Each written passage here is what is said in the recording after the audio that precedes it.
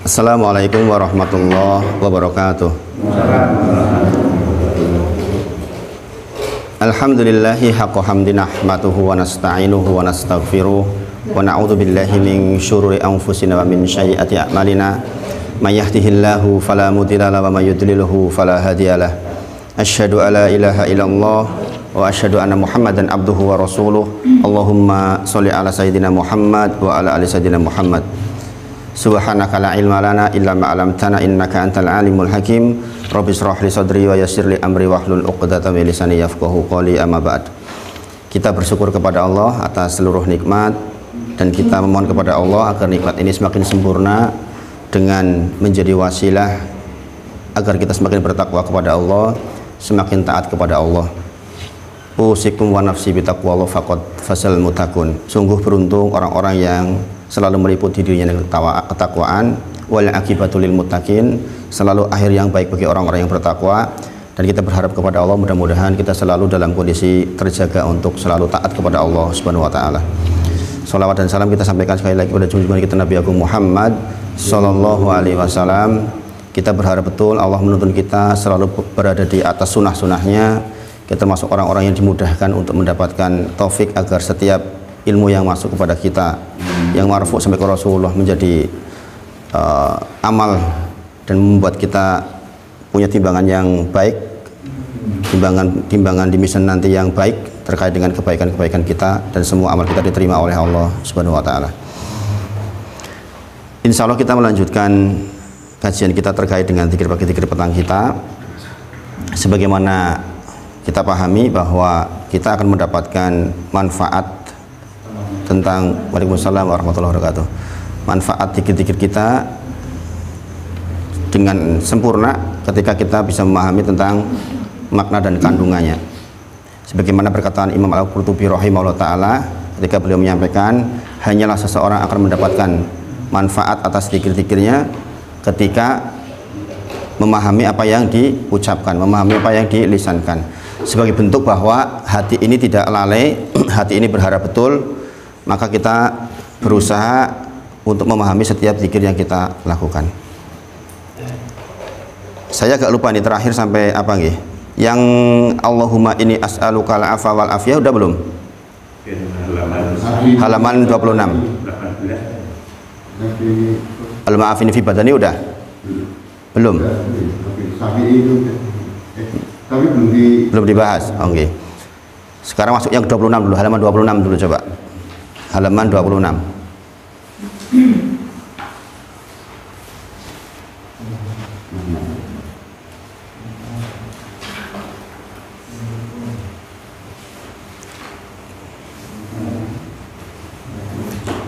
Allahumma inni as'aluka al-'afwa wal 'afiyah. Belum tahu itu? Belum. Coba dibaca, Pak. Yang ada kitabnya.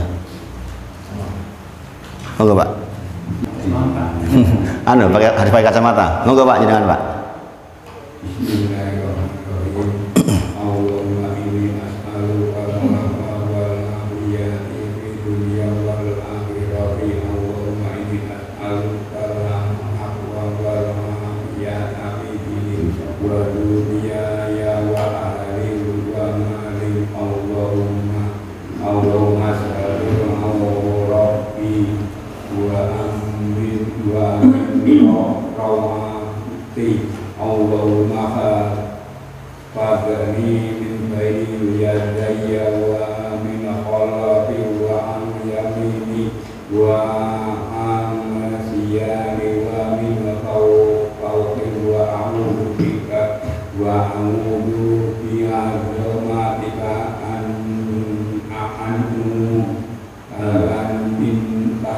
Masya Allah, Masya Allah. Kita baca bersama nggih. Kita baca bersama dulu. Allahumma inni as'alukal afwa wal afiyah fid dunya wal akhirah. Allahumma inni as'alukal afwa wal afiyah fi dini wa dunyaya wa ahli wa mali. Allahumma astur aurati wa amin ro'ati, Allahumma hfadni min baini yadayya wa min khalfi wa an yamini wa an shimali wa min fawqi wa a'udhu bi adomatika an ukhtala min tahti. Barakallah. Mudah-mudahan Allah dengar zikir-zikir kita dan semoga diijabah dengan permintaan di dalamnya insya Allah. Nanti di rumah dibaca-baca terus biar nempel nggih. Ini zikir yang sangat penting nggih. Ini zikir yang sangat penting yang harus kita pahami betul maknanya. Jangan pernah dengar orang ceramah semoga kita sehat wal afiat. Gini apa nggih? Kita orang-orang kita kalau ceramah mesti semoga kita diberi sehat wal afiat. Yang jenengan bayangkan ketika mendengarkan sehat wal afiat itu artinya apa? Sehat tidak bergelinu. Sehat orang bergelinu. Afiat artinya apa? Afiat. Sehat banget gitu. Sehat banget, kuat, fisik bagus kan gitu kan gitu. Pokoknya pengertian kita kebanyakan pokoknya sehat wal afiat itu sehat banget, gitu. Sehat banget. Oke. Dan itu ya betul, bisa jadi itu salah satu artinya. Nanti maka kita akan bahas mengapa Rasulullah menyampaikan. Ini penting, hadisnya sahih. Tidaklah Allah lebih mencintai seorang hamba meminta kepada Rabb-nya dibandingkan permintaan seorang hamba kepada Rabb-nya terkait dengan afiah. Sekali lagi, tidaklah Allah lebih mencintai seorang hamba meminta kepada Rabb-nya dibandingkan permintaan hamba kepada Rabb-nya berbentuk afiah. Gimana? Tidaklah Allah lebih mencintai seorang hamba meminta kepada Rabb-nya dibandingkan permintaan hamba kepada Rabb-nya terkait afiah. Intinya berarti jalu afiah niku sangat dicintai oleh Allah. Ketika ada seorang hamba mengangkat tangannya, Allahumma inni as'aluka al-afwa wal afiyah fi dunya wal akhirah, itu Allah cinta banget dibandingkan doa apapun. Bayangkan, ini Masya Allah. Pertanyaannya, mengapa kalimat pendek afiyah kok sampai-sampai Allah sangat cinta jikalau hambanya meminta kepadanya sedemikian? Kemudian hadis yang kedua, redaksi doa yang marfu sampai ke Rasulullah. Marfu tahu nggih? Redaksinya sampai ke Rasulullah. Ini ucapan Nabi Muhammad Shallallahu Alaihi Wasallam. Tentu saja banyak doa-doa yang lain. Kita doa itu banyak sekali, doa-doa indah yang lain pula gitu. Tetapi doa yang marfu sampai ke Rasulullah antara azan dan iqamah, kita tahu nggih, antara azan dan iqamah itu tidak tertolak. Semua doa diangkat oleh Allah Subhanahu wa taala. Doa yang kita panjatkan antara azan dan iqamah, kita duduk, kita mendengarkan azan, menjawab azan, kemudian kita mengucapkan Allahumma sholli ala Muhammad wa ala ali Muhammad, kemudian bacaan doa setelah azan, kemudian kita minta kepada Allah, Allahumma inni as'aluka afiyata fid dunya wal akhirah. Itu marfu sampai ke Rasulullah. Jadi kalau ditanya apakah doa di antara adzan dan iqamah yang sampai ke Rasulullah adalah doa afiyah ini, yaitu Allahumma inni as'aluka afiyata fid dunya wal akhirah. Kalau di sini reaksinya adalah Allahumma inni as'aluka al-afwa wal afiyah fid dunya wal akhirah. Doa yang marfu sampai ke Rasulullah adalah afiyahnya itu untuk antara adzan dan iqamah. Sekali lagi, antara adzan dan iqamah adalah waktu yang penting. Karena Pak tidak tertolak doa. Kemudian Rasulullah menyampaikan afiyah yang diminta.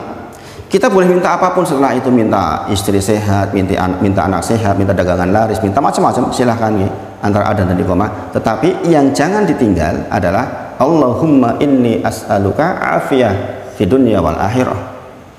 Kita boleh baca afiyah, boleh baca afiyata, ya. Itu kan tak marbutah.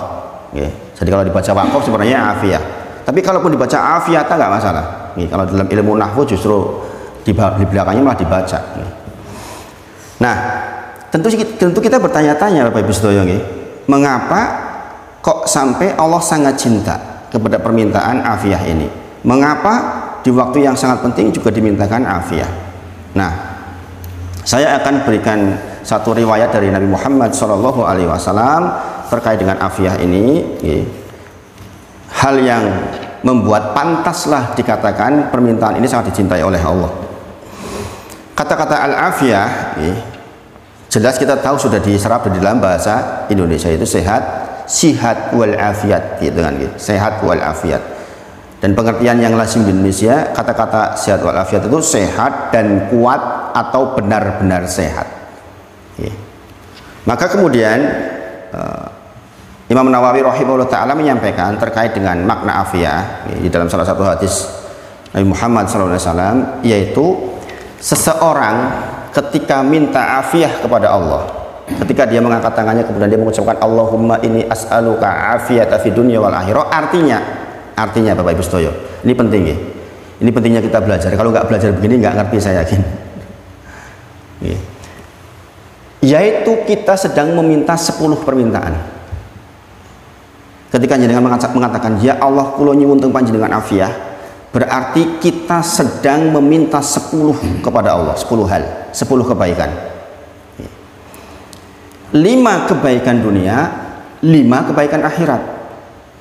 Sekali lagi, afiyah itu minta kebaikan dunia dan akhirat. 5 di dunia, 5 terkait dengan akhirat kita. Ini. Maka kalau jenengan pernah mendengar doa sapu jagat, Rabbana atina fid dunya hasanah wa fil akhirati hasanah wa qina adzabannar, sebenarnya afiyah mirip-mirip itu, karena sudah menyangkut keseluruhan kebaikan di dunia dan di akhirat. Maka doa di antara doa yang jangan ditinggal juga doa sapu jagat. Kapanpun jenengan berdoa jangan ditinggal doa sapu jagat.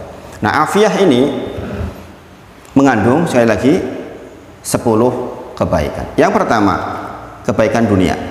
Adapun kebaikan dunia ada 5, yaitu yang pertama, ketika kita minta kepada Allah afiyah, Allahumma inni as'aluka afiyah fid dunya wal akhirah, berarti kita sedang meminta dimudahkan di dalam ilmu. Bapak Ibu sedaya,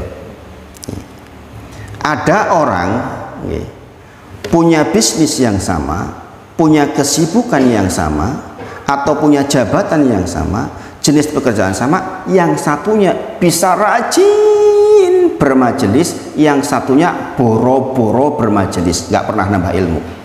Itu saya yakin persoalan afiyah. Karena ketika kita minta afiyah kepada Allah, artinya kita sedang minta kepada Allah dimudahkan di dalam memperoleh ilmu, mendapatkan guru yang baik, dan insya Allah juga mengamalkan ilmu itu. Jadi ini persoalan agung. Kita tahu nih, man yuridillahu bi khairan yufaqihu fiddin. Sing sinten kemawon dikehendaki kebaikan oleh Allah, maka yang pertama dilakukan oleh Allah adalah membuat yang bersangkutan paham persoalan agaminya. Persoalan dunia itu persoalan insya Allah persoalan kecil gitu. Sepandai-pandainya orang urusan dunia ya seperti itu, sesungguhnya sesuatu yang berulang. Seahli-ahlinya orang yang terkait dengan dunia, kepandaian yang berulang sesungguhnya. Saya belajar teknik kimia dulu ya berulang. Orang yang belajar teknik fisika, orang belajar matematika, orang macam-macam. Itu semuanya adalah ilmu-ilmu yang berulang yang sesungguhnya akan berhenti ketika kita meninggal dunia. Akan menjadi ibadah buat kita ketika niat atas ilmu kita visinya akhirat. Maka sekali lagi, kita minta afiyah berarti kita minta dimudahkan di dalam ilmu. Kita minta kepada Allah ada ilmunya barokah. Di antara ilmu barokah itu dimanfaatkan oleh banyak orang, diamalkan oleh banyak orang. Kalau menulis kitab, berarti kitabnya dipahami banyak orang, menjadi jalan ilmu bagi banyak orang. Itu ilmu yang barokah. Maka sekali lagi, teramat sangat banyak hari ini orang-orang yang terjebak hidupnya dengan hedonisme atau hingar-bingarnya dunia ini, sehingga boro-boro bermajelis. Orang pegang gadget yang dibuka bukan lagi ilmu, tapi informasi-informasi dalam tanda kutip, informasi-informasi sampah sesungguhnya yang masuk ke kita. Banyak sekali kalau hari ini nggak disaring, maka hidup kita tuh akan habis dengan hal semisal itu. Informasi apa saja masuk aja dengan kan sekarang, ya nggak kayak zaman dulu kita tahu sesuatu tuh kejadian di Jakarta minggu lalu baru datang ke kita. Sekarang dalam 1 detik Cianjur, detik yang sama langsung muncul video banyak sekali, dan kita murojaah tuh. Kita murojaah video ini, bu iki bu lho, ono kedadian ngene iki lho, bu, terus cerita terus. Gini apa nggih? Ya kan? Iki lho Bu, Ferdi Sambo wis tekan kene Bu iki Bu. Oh jebul ngene iki yo, jebul Putri Candrawati begini ya. Gitu. Waktu kita tuh habis untuk murojaah yang seperti itu. Pertanyaannya sekarang, apakah kita sudah murojaah Al-Qur'an? Apakah kita sudah menyelesaikan zikir kita? Nah, ini jadi masalah. Maka kemudahan di dalam ilmu itu menjadi ilmu yang berkah barokah. Maka permintaan Allahumma ya Allah ini sesungguhnya aku as'alu, kamu minta kepadamu afiyah, berarti kita sedang minta kepada Allah dimudahkan di dalam ilmu. Alhamdulillah kita sudah bertahan sekian waktu di sini bermajelis. Mudah-mudahan jenengan menjadi jalan untuk yang lainnya. Di antara keberkahan ilmu adalah jenengan menyampaikan ke orang lain, ngajak ke majelis. Di salah satu masjid itu saya menyampaikan misal ini, progresnya luar biasa. Dari awalnya hanya belasan orang, sekarang sudah sangat banyak. Jadi ini menjadi PR buat kita bahwa kita betul-betul harus memahami kalimat afiyah yang dengan itu kita minta dengan hati yang paling dalam. Yang kedua, seseorang yang mengucapkan Allahumma inni as'aluka afiyah fi dunya wal akhirah, artinya dia sedang minta pertolongan kepada Allah untuk dimudahkan di dalam ibadah. Dimudahkan di dalam ibadah. Itulah mengapa afiyah sangat dicintai oleh Allah, karena bayangkan kita sedang minta pertolongan kepada Allah untuk dimudahkan di dalam ibadah.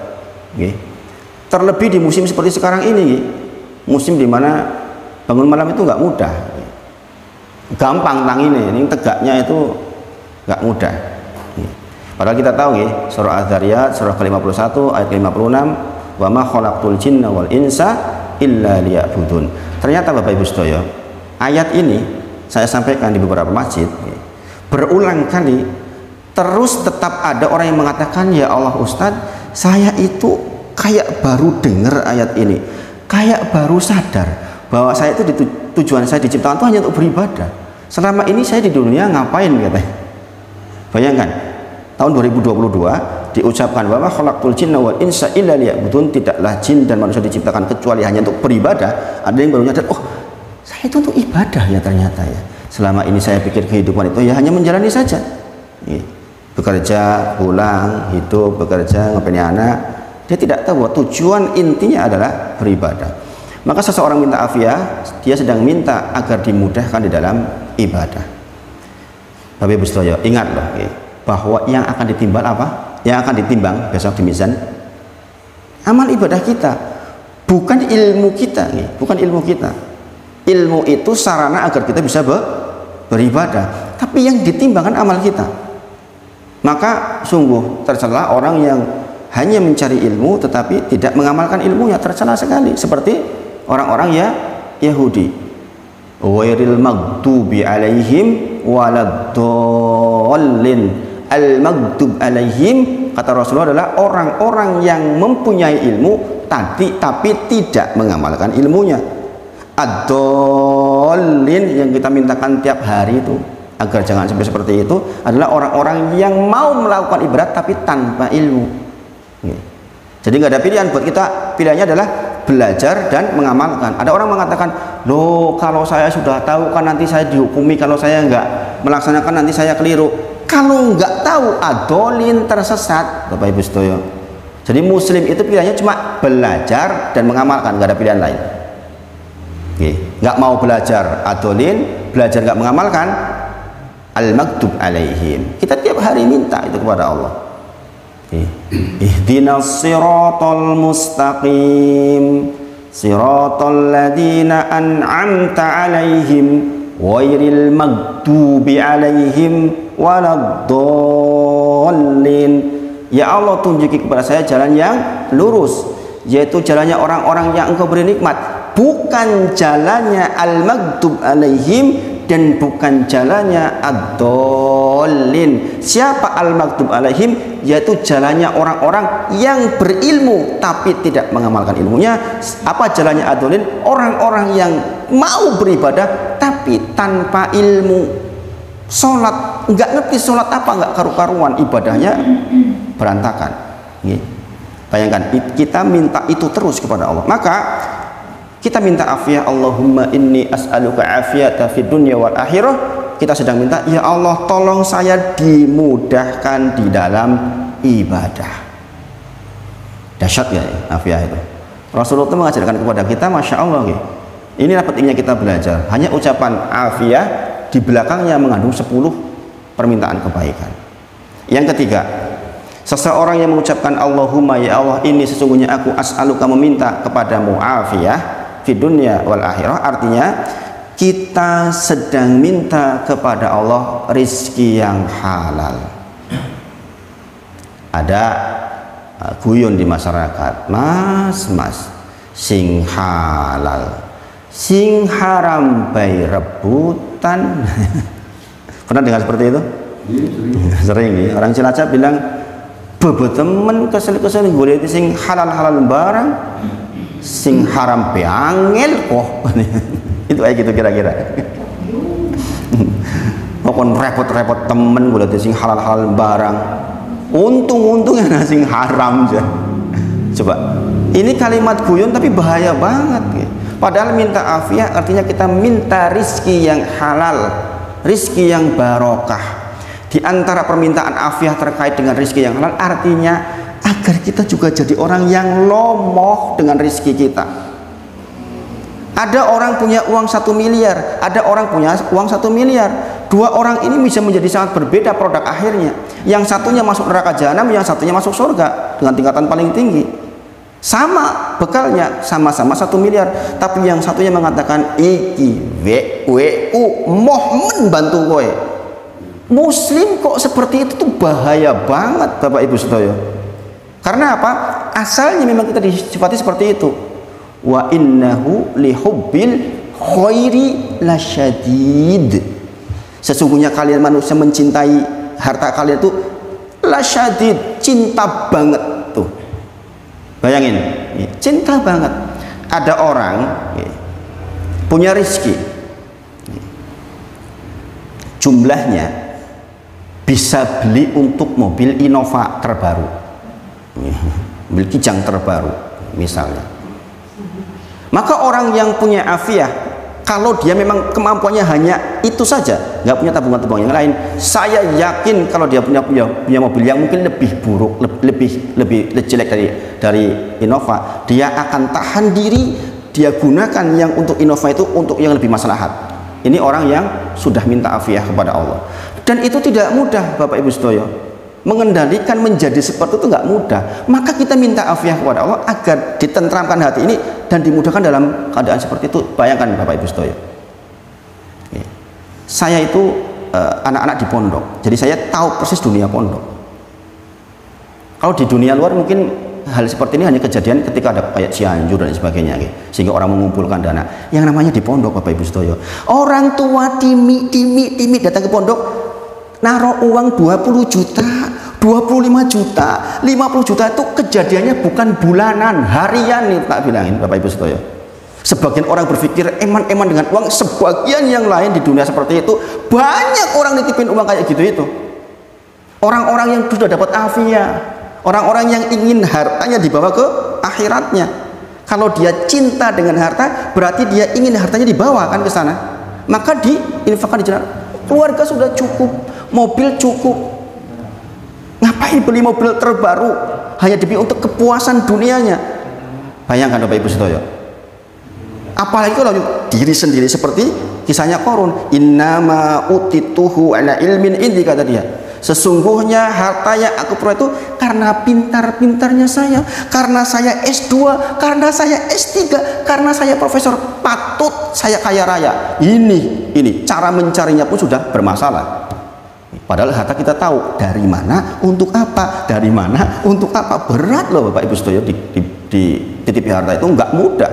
Karena apa? Kebanyakan orang itu awal wa innahu li hubbil khairi lasyadid. Kalian itu cintanya kepada harta luar biasa.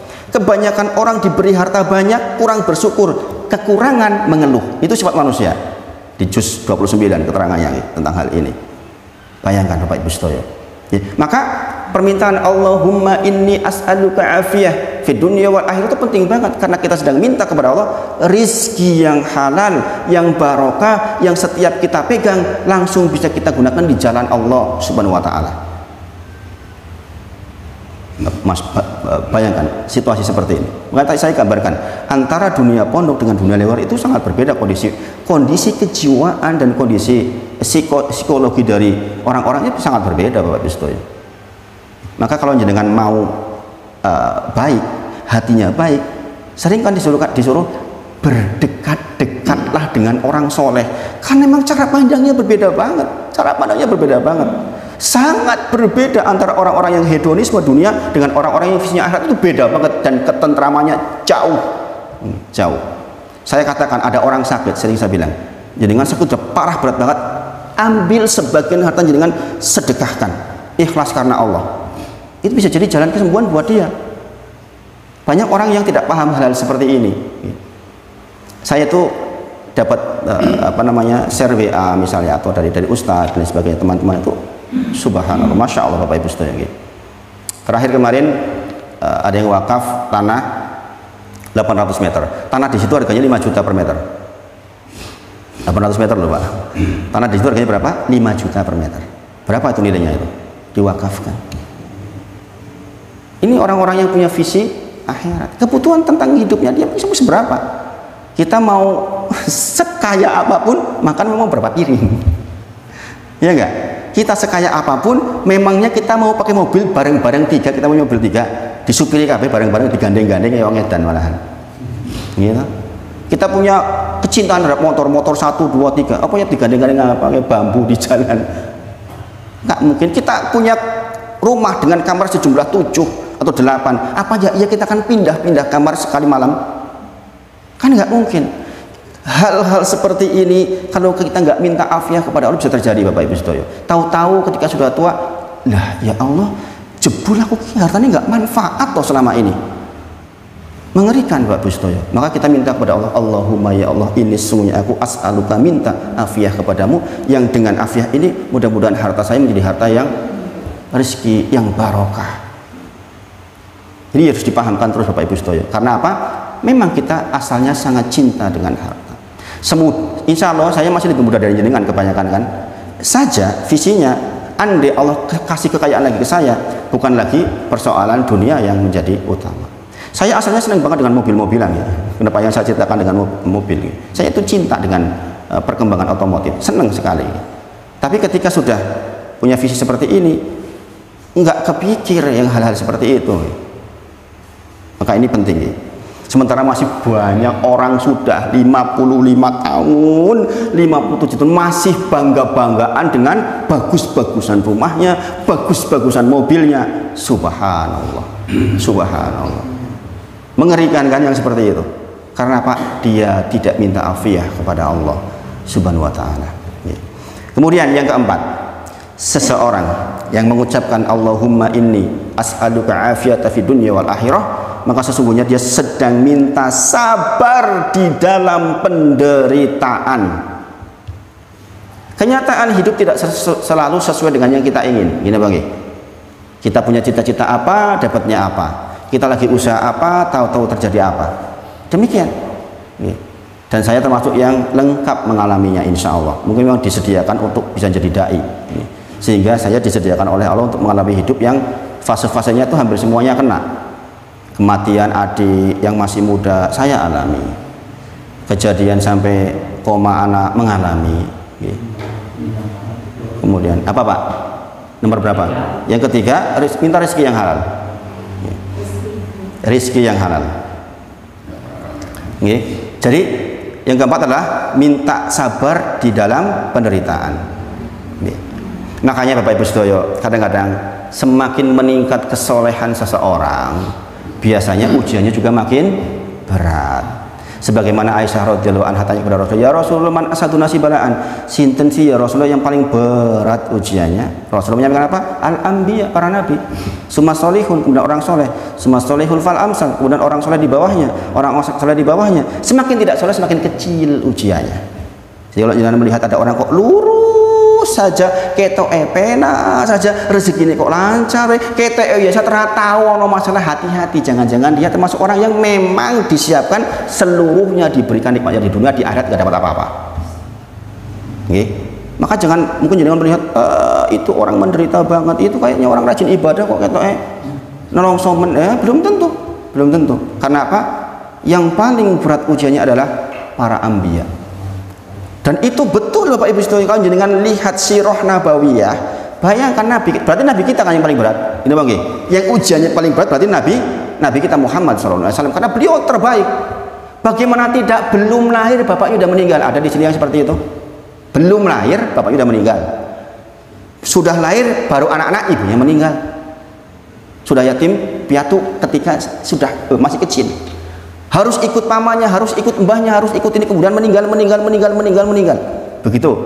Ya toh, penderitaan sedemikian, menjadi penggembala sedemikian rupa. Kita mungkin ada orang yang meninggal bapaknya ketika belum lahir, ada. Tapi kemudian diikuti ibunya, diikuti pamannya, diikuti mbahnya. Saya kira nggak seperti Rasul. Maka Rasulullah itu paling berat ujiannya. Maka mendapatkan sabar di dalam penderitaan itu adalah karunia besar sekali. Ada orang dengan soal yang sama sudah minta gantung diri, ada orang dengan soal yang sama masih bisa tersenyum, kan berbeda. Ini Bang, sama soalnya, sama beratnya, tapi yang satunya minta gantung diri, satunya masih bisa tersenyum. Kemarin saya dapat telepon, "Ustaz, saya mau minta mati saja, mau nyusul ibu, udah nggak kuat Ustaz." Coba bayangin, kenapa Bu? 1 bulan saya udah nggak bisa tidur, susah banget tidur. Bayangin, ini soalnya nggak lebih berat dari yang saya alami, insya Allah. Orang kaya, suaminya punya jabatan tinggi, minta mati. Saking nggak kuatnya menghadapi soal. Yang ketika saya tanya, soalnya apa? Kok soal sangat sederhana, Nek, saya cuma senyum saja itu. Subhanallah. Maka kita minta sabar di dalam penderitaan itu penting banget. Maka kita minta afiat. Allahumma inni as'aluka afiyata fid dunya wal akhirah, agar ketika ada penderitaan yang kita alami, kita sabar di atasnya. Dan ketahuilah sabar itu bighairi hisabin. Hisabnya itu sudah, istilahnya timbangannya itu udah nggak ada karena saking besarnya pahala sabar. Maka minta jadi orang sabar itu harus. Sebagaimana saya sampaikan ke jenengan, ada orang suruh ngangkat beras 100 kilo, tapi karena dia diberi kekuatan fisik bisa ngangkat 200 kilo, 100 kilo jadi enteng nggak? Bu Eko yang guru fisika mesti paham banget ini, ya kan? Iya, diberi beban 100 kilo, tapi diberi kekuatan fisik bisa ngangkat 200 kilo, jadi enteng 100 kilo. Gini Bang, artinya stok sabare 200, mungkon ngangkat 100 ya enteng. Gini Bang. Sebaliknya ada orang diberi beban hanya suruh ngangkat 20 kilo, tetapi kemampuan fisiknya mampu ngangkat 10 kilo, jadi berat nggak 20 kilo? Jadi berat. Karena stok sabarnya cuma 10, suruh ngangkat soal 20. Nah, Allahumma inni as'aluka afiyata fid dunya wal akhirah, kita sedang minta stok sabar yang banyak, sehingga kita bisa sabar di dalam penderitaan. Karena gini Bapak Ibu sekalian, yang membuat berpotensi kita tidak sabar itu banyak sekali di dunia ini. Asalnya di dunia memang untuk ujian, gitu. Kita di dunia untuk diuji. Memang kita di dunia untuk diuji, ya kan? Kalau kita melihat referensi ayat di dalam Al-Quran, banyak banget memang kita diciptakan oleh Allah. Salah satunya adalah untuk mendapatkan ujian-ujian. Siapa yang lolos ke surganya Allah Subhanahu Wa Taala.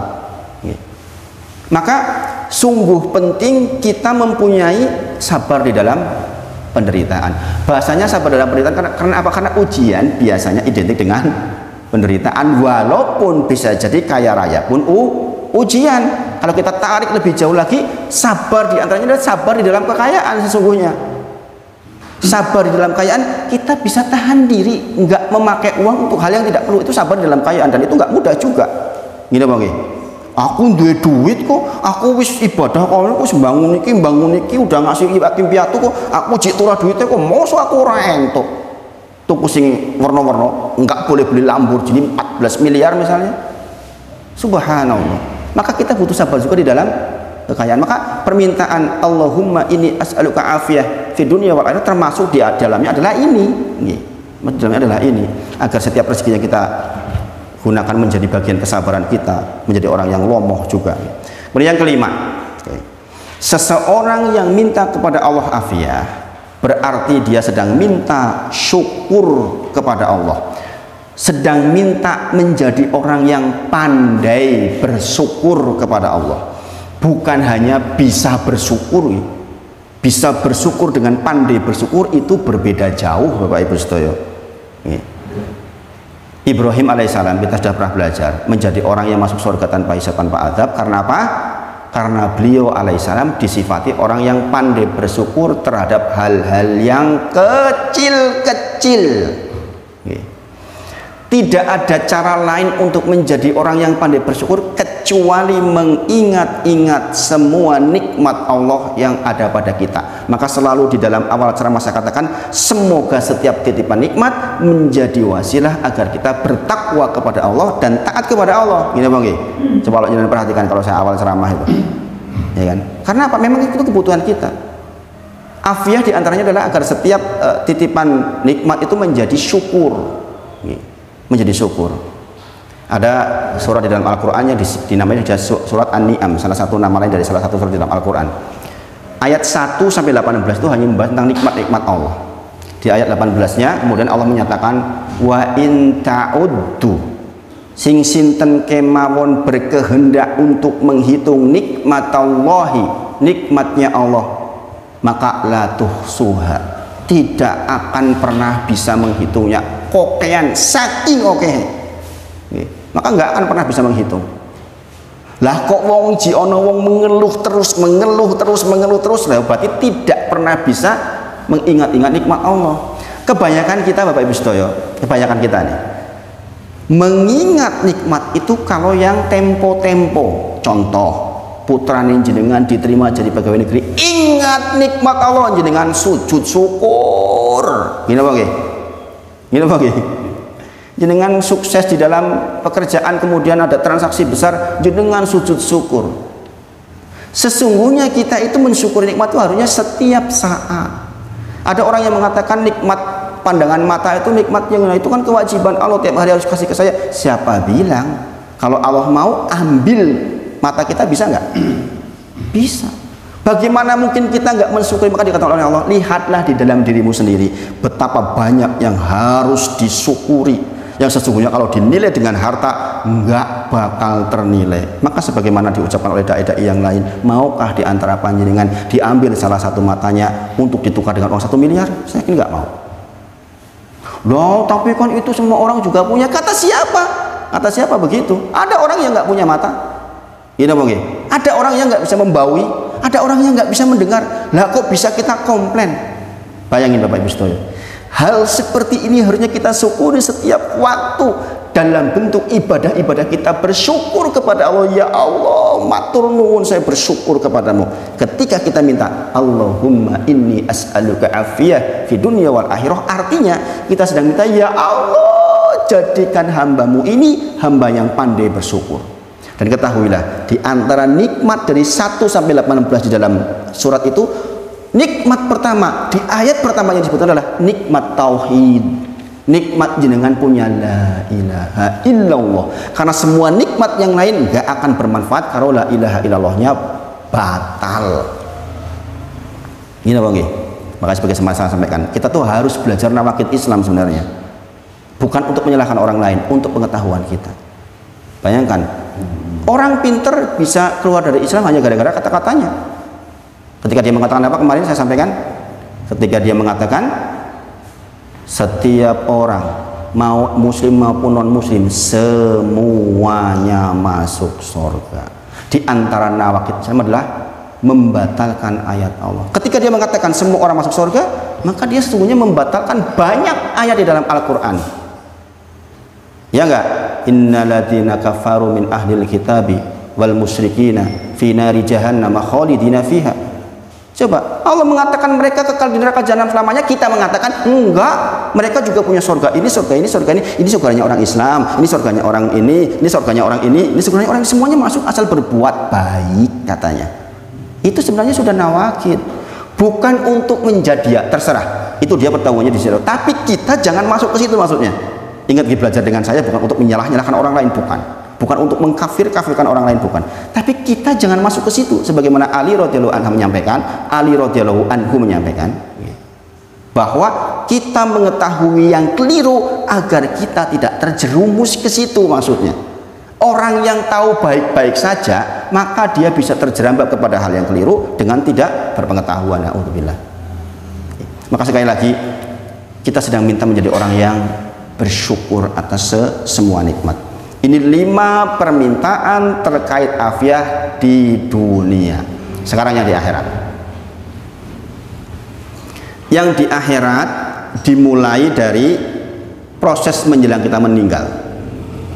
Jadi kalau dengan punya kebiasaan minta Allahumma inni as'aluka afiyata fid dunya wal akhirah, berarti jenengan sedang ingin nanti ketika didatangi malakul maut, jenengan didatangi oleh malakul maut dengan kasih sayang.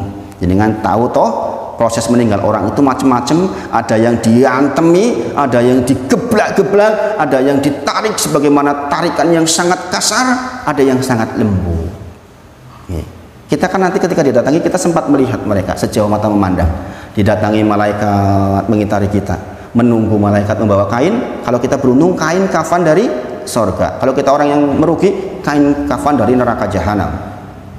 Maka kemudian malakul maut mendatangi kita, di atas kita mencabut nyawa kita, kita minta kepada Allah dengan lembut. Mengapa? Karena pada waktu itu waktu yang berat sekali. Sakaratul maut itu berat bagi siapapun. Sakaratul maut itu berat. Maka minta afiat adalah minta, ya Allah, agar saya ketika sakaratul maut dimudahkan, diringankan, dilembutkan, disayangi oleh makhluk malaikat ini. Ketika mencabut dengan lembut, wahai jiwa yang tenang, wahai jiwa yang baik, kembalilah kepada ampunan Rabbmu. Dikeluarkan. Setiap kita akan mengalami yang seperti itu. Pada waktu itu iblis itu mengirimkan bala tentaranya untuk membuat kita tuh berpaling dari agama ini. Maka kita minta kepada Allah afiyah. Yang kedua, terkait dengan akhirat kita. Ketika kita mengucapkan Allahumma inni as'aluka afiyata fid dunya wal akhirah, berarti kita sedang minta kepada Allah jangan dikagetkan oleh kedatangan mungkar dan nakir. Di mana ini? Mungkar dan nakir di mana kita ketemunya? Di alam kubur. Kita akan mendapatkan 3 pertanyaan sebagaimana kita pelajari di kitab Usul Salasah. Siapa Rabbmu? Apa agamamu? Siapa nabimu? Kita kalau urung apa-apa wis dikagetkan lah geblak. Gini Bang nggih. Maka ketika kita didatangi mungkar dan nakir, kita didudukan tenang, dalam kondisi tenang, dalam kondisi enggak kaget, enggak gumun, enggak bingung, karena kita orang-orang yang beriman sebagaimana dalam surah Ibrahim ayat 27 ayat Allah berfirman apa? Terkait dengan janji Allah kepada kita orang-orang beriman, yusabbitullahu ladina amanu bil qauli sabit fil hayati dunya wa fil akhirah. Sesungguhnya Allah akan mengkokohkan kalimat bagi orang-orang yang beriman baik di kehidupan dunia maupun di akhirat, yaitu dengan ucapan la ilaha illallah. Ketika ditanya nanti dijawab man rabbuka, rabbiyallah, Rabbku adalah Allah, dan seterusnya. Maka minta afiyah adalah minta dalam kondisi seperti itu. Yang ketiga, terkait dengan akhirat kita, yaitu kita sedang minta keamanan dari rasa takut. Kita tahu nggih, saya sudah ceritakan berulang-ulang, orang mau meninggal itu asalnya orang yang ketakutan. Orang di alam kubur itu asalnya orang ketakutan. Maka kita sedang minta kepada Allah ketika menyebut afiyah, minta agar dihilangkan rasa takut itu sehingga kita tentram. Kita tentram. Kemudian yang keempat, Allahumma inni as'aluka afiyata fid dunya wal akhirah, berarti kita sedang minta dihilangkan semua kejelekan yang nempel di kita, dan diterima semua kebaikan. Ini rentetannya panjang. Seseorang yang ingin diterima di kebaikannya, maka banyak sekali kan ini. Coba, syarat diterimanya amal apa? Syarat diterimanya amal ikhlas karena Allah dan mengikuti contoh dari Nabi Muhammad Sallallahu Alaihi Wasallam. Berarti ketika jenengan minta afiah, podo karo minta diterima, podo karo jenengan bisa mengikuti Rasulullah dan sesuai dengan ikhlas di dalam hati ini. Gini apa nggih? Nanti tanyakan ke sana. Jenengan sholat subuh 4 rakaat ikhlas diterima nggak? 4 rakaat nggak diterima. Ikhlas banget karena Allah, saking semangatnya 4 rakaat nggak diterima. Jenengan ikhlas banget karena Allah, tapi caranya keliru, tidak ittiba kepada Nabi Muhammad SAW, nggak diterima. Sebaliknya, jenengan sholatnya betul 2 rakaat, tapi karena ikut-ikutan saja, bukan karena Allah, diterima nggak diterima. Berarti kita minta afiah kepada Allah, kita lagi ingin dibimbing oleh Allah agar menjadi orang yang amal-amalnya pantas dan patut untuk diterima oleh Allah Subhanahu wa taala. Coba ya kan jenengan keroyo-royo seperti ini, duduk tapi nggak diterima oleh Allah, gimana rasanya? Menyedihkan sekali. Makanya dengan duduk seperti ini ikhlas karena Allah. Kita belajar sama-sama, kita benar-benar berharap betul surganya Allah Subhanahu wa taala. Jadi sekali lagi, kita ingin dihilangkan kejelekan dan diterima seluruh kebaikan. Maka sering kita doa atau mugi-mugi diampuni dosa-dosanya, diterima sebagai semua amal baik. Ini dari sini nih amalnya. Gini Bang. Jangan doain kan gitu. Gini Bang. Bahkan ketika doa mayit itu, dengan doa mayit di dalam sholat mayit kalau panjang, diantaranya adalah ya Allah mohon kepadamu agar mayit ini mendapatkan keluarga yang lebih baik dari keluarga di dunia, mempunyai rumah yang lebih baik dari rumah di dunia, kan gitu. Gitu Bang. Agar dia dimasukkan surga, diampuni dari neraka jahanam dosa-dosanya. Itu maka afiah itu luar biasa. Nomor 5, seseorang yang meminta kepada Allah, Allahumma inni as'aluka afiyata fid dunya wal akhirah, maka dia sedang ingin dimudahkan oleh Allah melewati sirat secepat kilat. Ini hati-hati nih, jangan dengarkan dai-dai yang liberal. Mereka mengatakan sirat itu ya di dunia, ihdinas siratal mustaqim, jalan yang kok jadi jembatan di sana. Ini mengatakan orang terkenal loh ini. Ya, subhanallah. Kita akan melewati sirat di sana. Dan dikabarkan kepada kita ada orang yang melewati sirat dengan merangkak, ada yang timik-timik, ada yang berjalan kaki, ada yang seperti naik kuda, ada yang baru sedikit itu dicabik-cabik oleh pengait dari neraka jahanam, ada yang secepat kilat. Nah, seseorang yang Allahumma inni as'aluka afiyata fid dunya wal akhirah, kita sedang minta kepada Allah, ya Allah jadikan aku termasuk hambamu yang melewati sirat secepat kilat, selamat sampai ke surgamu. Itu maksudnya. Penting apa mboten minta afiah? Penting nganggo banget Bapak Ibu sedaya. Nek ngene iki ra ngaji apa ya terus ngerti Bapak Ibu sedaya. Gini apa nggih? Hatta meskipun dia doktor, hatta meskipun dia profesor, iya di bidangnya, di persoalan agama. Bisa jadi dia anak TK Bapak Ibu sedaya. Gini apa nggih? Jangan lagi kok yang macem-macem. Gini apa nggih? Sebagian mereka yang doktor, mohon maaf, dites baca Quran keliru semua. Ilmu tajwid nggak ngerti, mat salah semua, kapan dengung kapan tidak dengung nggak ngerti. Ini doktor, iya dia di bidang itu doktor, tapi di bidang agama anak TK Bapak Ibu sedaya. Maka kalau ada orang yang sombong dengan dunianya nggak mau ngaji itu keblinger, kebablasan kaduan itu. Maka dikatakan kemarin apa di dalam Sayyidul Istighfar, Abu ulaka binikmatika alayya, ya Allah sesungguhnya nikmat ini sesungguhnya dari engkau, cerdasnya dan sebagainya dari Allah Subhanahu wa taala, sehingga dia tidak sombong dengan kecerdasannya. Malu orang sudah pendidikan tinggi kok nggak punya ilmu agama bagus, itu harusnya malu banget justru. Dititipi kecerdasan kok sampai ilmu agamanya nggak ngerti, mat iwat nggak ngerti, mat arid bisukun nggak ngerti, mat tobi'i saja nggak ngerti dalam baca Al-Quran. Terus gimana itu? Subhanallah Bapak Ibu sekalian. Maka ajak jenengan, teman-teman jenengan yang mungkin masih jauh dari seperti ini, diajak ngaji. Kemudian berikutnya tadi apa?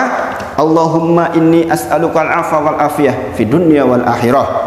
Allahumma inni as'alukal afa wal afiyah fi dini wa dunyaya wa ahli wa mali. Itu 4 permintaan.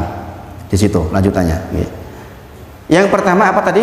Minta afiyah di dalam agama ini. Jenengan tahulah, musibah terbesar itu kalau jenengan kena musibah agama. Kehilangan mobil bisa cari lagi, sakit bisa diobati, kalau tapi hilang la ilaha illallah terus kepiye? Coba. Maka sekali lagi, belajar tentang nawaqid Islam itu penting. Sebagaimana tadi ada seorang dokter ngomong di depan media besar tentang yang seperti itu bertentangan dengan ayat-ayat Al-Quran, maka kehilangan la ilaha illallah. Subhanallah. Dan ini penting Bapak Ibu sekalian. Akan datang suatu masa di mana orang pagi beriman, sore kufur, sore beriman, pagi kufur. Sekarang sudah terjadi kalau jenengan tahu ilmunya. Ya, makanya kadang-kadang orang berilmu itu miris, buru-buru mikirin dunia yang aneh-aneh Bapak Ibu sekalian.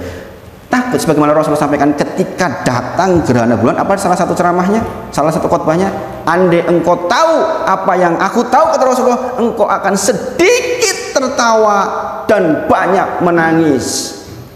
Makanya orang-orang berilmu itu semakin tawa tuh, semakin tunduk karena takut sama Allah. Kalau Rasulullah saja, manusia terbaik yang bahkan kita mencintai diri sendiri saja dikalahkan dengan mencintainya saja, mengatakan andai engkau tahu apa yang aku tahu, engkau sedikit tertawa dan banyak menangis. Lah kok kita banyak tertawa, terbahak-bahak, pergi ke kafe ini, pergi ke sini, hiburan ini, untuk apa Bapak Ibu sekalian? Seneng-seneng. Subhanallah. Padahal bagi orang yang sudah paham, senang itu ada di zikir. Dan itu kita sudah pelajari ilmunya. Kemudian wa dunyaya, kita minta afiyah dengan dunia kita. Kenyataannya akhirat kita dirancang, dibuat, dibangun di dunia ini. Di sana kan cuma efek dari dunia kita. Makanya ada ulama yang mengatakan penting mana dunia dan akhirat. Penting dunia dalam hal, maksudnya dalam kasus dunia inilah tempat kita nanam, tempat kita berbuat, di sana tinggal mengambil saja. Maksudnya penting dalam urusannya, maksudnya di sana udah nggak bisa berbuat apa-apa, kita nggak disuruh sholat lagi, nggak disuruh zikir lagi, tinggal memetik apa yang kita buat di dunia ini. Maka mumpung kita masih di dunia, jangan sampai jadi orang yang disifati oleh Allah di banyak ayatnya menjadi orang yang menyesal. Ya laitani, seandainya saya dulu di dunia bersedekah banyak, seandainya saya di dunia dulu banyak tahajud, seandainya dulu di dunia saya banyak bermajelis, seandainya. Semua orang mengatakan seperti itu, termasuk orang yang mukmin pun mengatakan seperti itu. Orang kafir jelas, kenapa saya dulu tidak muslim sehingga saya masuk neraka jahanam. Orang mukmin mengatakan, kenapa saya dulu tahajudnya cuma 5 plus witir, kenapa enggak 11, kenapa enggak 30, enggak 40. Seperti itu. Semuanya mengatakan seandainya dulu, menyesal seluruhnya. Sempat nggak kita mikirin dunia itu kemana-mana, ke Korea lah, kemana, ke pantai ini. Subhanallah. Kita jaga diri kita. Kemudian yang berikutnya, wa ahli, Bapak Ibu sekalian, kita minta afiyah agar ahli itu apa? Ahli keluarga, agar istri kita, anak kita, orang yang di ring pertama ini selamat dulu. Ini penting. Ada orang diuji dengan istrinya, ada orang diuji dengan suaminya soleh, istrinya pecicilan. Ada yang istrinya soleha, suaminya pecicilan. Ada jamaah saya yang sukanya ngaji, kok mengatakan, Ustadz saya kalau pulang ke rumah sama istri dibilang apa? Enggak, ya menpak ngaji terus, memang kerjaan ngaji topo. Bayangin, ada yang seperti itu. Ada tuh lapor ke saya itu, subhanallah, diajak ngaji kok boro-boro diajak ngaji mau. Maka kita minta, Allahumma inni as'aluka afiyah terhadap ahli kita, terhadap keluarga kita, agar keluarga kita menjadi keluarga yang diselamatkan oleh Allah Subhanahu wa taala. Zaman sekarang tuh nggak mudah menjaga keturunan tetap soleh, Bapak Ibu sekalian. Nggak mudah zaman sekarang itu. Persaingan yang sedemikian ketat, bisa menghalalkan semua cara. Ajarkan kepada mereka rela dengan hidup yang cukup. Nggak usah harus bermewah. Kalau mewah itu bonus, dan itu kasihkan ke orang lain, kasihkan ke yang butuh-butuh. Secukupnya saja kita. Ini yang saya ajarkan ke anak-anak saya. Kamu harus jadi orang kaya, tapi hidupmu tetap sederhana. Jangan terbawa kepada kehidupanmu itu, karena kebanyakan orang begitu dia kaya raya berubah gaya hidup. Padahal dulu ketika enggak seperti itu juga cukup-cukup saja itu, tapi ketika berubah penghasilannya, berubah pula gaya hidupnya. Yang tadinya enggak jalan-jalan kepada tempat-tempat yang mahal, dia jalan-jalan ke tempat mahal. Itu orang yang enggak dapat afiah, Bapak Ibu sekalian.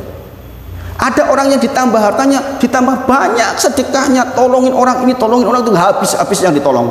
Hidupnya benar-benar untuk nolong orang. Itu yang dapat afiah, Bapak Ibu sekalian. Nah, keluarga kita diminta afiah agar jadi seperti itu. Dan ini perjuangannya tidak mudah, Bapak Ibu sekalian. Saya merasakan betul bagaimana mendidik anak-anak. Abdul jam segini udah saya bawa. Anak-anak segitu dibawa kayak gini kan nggak gampang. Gini Bang, dibangunkan tuh, mau ikut miftahul. Saya tawarkan ke dia, bukan saya paksa, Bapak Ibu sekalian. Ikut apa enggak? Ikut. Meskipun cuma tidur, tapi itu proses pendidikan. Amar sekarang bisa jadi imam di mana-mana, alhamdulillah. Itu prosesnya jadi kan tahu kan dari segitu itu. Dari anak sekecil itu. Karena apa? Saya sedang ingin mendapatkan afiah dari Allah di keturunan saya. Dan ini di zaman sekarang itu tidak mudah. Karena apa? Pengaruh macam-macam. Yang terakhir, afiah terhadap wamali, terhadap harta kita. Ini yang saya maksud. Bahwa kita ingin mendapatkan afiah terhadap harta yang Allah titipkan kepada kita. Karena ini bukan persoalan juga yang mudah. Karena asalnya orang itu pelit. Boro-boro untuk bantuin orang ini itu, gue dewe ora cukup kok. Kalaupun udah cukup mengatakan tidak dicukup-cukupkan, subhanallah. Maka Allahumma inni, ya Allah sesungguhnya aku minta as'aluka, minta kepada engkau afiah terhadap harta, maksudnya agar harta kita itu berkah, agar harta kita itu barokah. Secukupnya yang kita pakai, selebihnya agar di jalan Allah, di jalan Allah, di jalan Allah. Untuk apa kita tumpuk-tumpuk, tabung-tabung? Alhaqumut takasur hatta zurtumul maqabir. Kebanyakan orang berlomba-lomba untuk mengumpul-ngumpulkan harta. Baru kemudian dia sadar ketika masuk kuburan baru tahu, oh lah ternyata rekoso banget kayak gitu, bahayanya luar biasa. Jangan ditumpuk-tumpuk. Harta masuk ke kita, bagaimana itu jalan Allah. Harta masuk kita, bagaimana di jalan Allah. Itu yang betul itu. Karena apa? Umur kita tuh nggak panjang, Bapak Ibu sekalian. Kita ngumpul, kita sering tuh dengar orang mengumpulin uang, dapat ratusan miliar. Di ujung waktu dia sakit, meninggal, belum menikmati apa. Cuma jadi rebutan keturunannya. Subhanallah. Dapat apa dia? Dapat capeknya tok. Subhanallah. Maka pastikan setiap harta yang kita peroleh harus ke jalan Allah. Harus ke jalan Allah. Ini cara kita menyelamatkan harta kita, cara kita menyelamatkan keluarga kita dengan cara seperti itu. Lihat kanan kiri panjangan, apakah ada yang butuh? Pastikan dengan terus orang yang menjadi agen kebaikan itu. Apalagi kalau saudara, apalagi kalau saudara orang yang udah ngaji seperti ini, jangan sampai saudaranya datang, tolong saya ngutang ke jenengan. Harusnya kita tahu kondisi dia sebelum mereka datang. Ini penting Bapak Ibu sekalian. Jenengan ngaji itu harus berubah sikap. Kenapa? Ini saya rasakan Bapak Ibu sekalian. Saya rasakan betapa pentingnya berilmu. Di dalam keluarga sendiri, saya sendiri itu ada keluarga yang miskin banget, susah gitu. Tapi yang kaya nggak pernah tahu ini. Sampai harus orang miskin itu mau mengetuk orang kaya itu malu, Bapak Ibu sekalian. Kadang-kadang orang miskin juga punya harga diri, harus suruh ketuk miskin nggak mau. Maka orang yang punya itu yang harusnya tahu kondisi saudaranya. Jangan sampai dia ketok hebat banget di depan tetangganya, ini itu perbuatannya. Saudara terdekatnya bagaimana? Subhanallah, subhanallah. Maka kita minta Allahumma inni as'aluka afiyata fid dunya wal akhirah, dalam rangka agar diberkahi di harta kita wa mali. Allahumma inni as'aluka afwa wal afiyah fid dunya wal akhirah, fi dini wa dunyaya wa ahli wa mali. Nanti minggu depan insya Allah kita akan baca Allahumma stur aurati wa amin ro'ati, Allahumma fadli min baini yadaya wa min khalfi wa an yamini wa an simali wa min fauqi wa a'udhu bi adumatika an ukhtala min tahti. Itu pembahasannya juga sangat panjang. Bayangkan Pak, sama-sama zikir tapi berbeda keadaannya. Gitu Bang. Penting nggak belajar kira-kira? Penting sangat. Nah itu yang disampaikan pagi ini sudah sangat panjang insya Allah. Mudah-mudahan bermanfaat. Kita tutup dengan kafaratul majlis. Subhanakallahumma wa bihamdika asyhadu an la ilaha illa anta astaghfiruka wa atubu ilaik wa akhiru da'wana alhamdulillahirabbil alamin. Assalamualaikum warahmatullahi wabarakatuh.